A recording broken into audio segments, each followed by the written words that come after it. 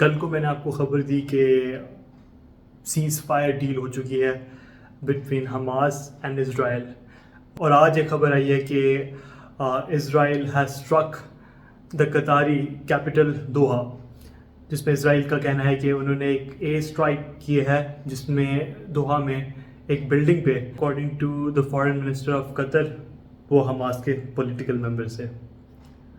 اب اگر آپ ڈاٹس کو کنیکٹ کریں تو آپ کو یہ چیز سمجھ آئے گی کہ مقصد یہ ہے کہ کسی طرح جو یہ جنگ ہے اور جو تماشا ہے وہ نہ رکے۔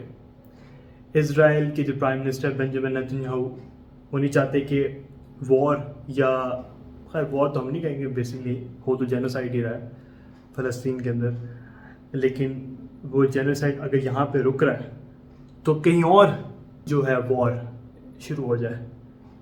اگر جنگ رک جائے گی تو بنجامن نیتن یاہو یہ بہت اچھی طرح جانتے کہ ان کو اگلی ٹرم میں لوگ الیکٹ نہیں کریں گے۔ کلیئرلی اسرائیل کے اپنے لوگ بنجامن نیتن یاہو کے کافی خلاف ہو چکے ہیں، وہ چاہتے کہ جنگ ختم ہو، ہاسٹیجز واپس آئیں، and he is very unpopular in Israel. ایک تو بات یہ ہے کہ he will try his best کہ جنگ بالکل بھی نہ رکے۔ اگر یہاں پہ کوئی چیز، اگر یہاں پہ جنگ وغیرہ رکتی ہے تو کہیں اور جو ہے وار سٹارٹ ہو جائے، کچھ نہ کچھ ایکشن ہوتی رہے۔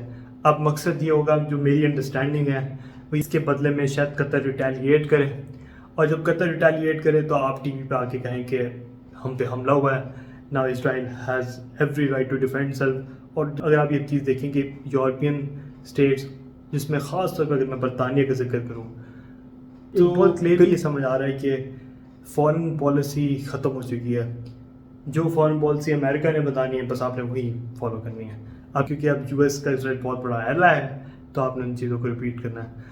قطر کیونکہ یو ایس کا ایک ایلا ہے تو اگین ڈونلڈ ٹرمپ اس سے ناراض تو ہوں گے۔